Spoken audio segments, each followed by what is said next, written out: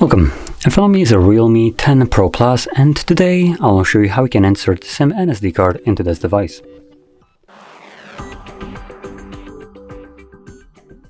Now before we get started, you will need to grab a SIM eject tool, which should come provided with the device in the box.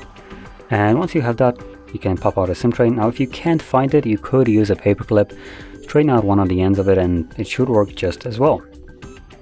Now once you have either one of those, you want to take off a case of your phone, if you have one on, and the SIM tray will be located at the bottom of the device.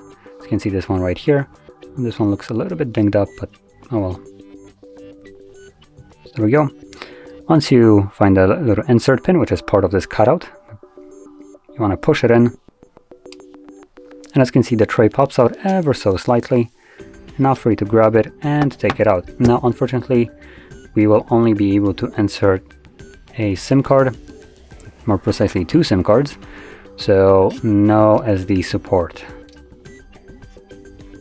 Anyway, let's grab our SIM card, place it with the chip facing upwards, like this, and then insert it back into the device.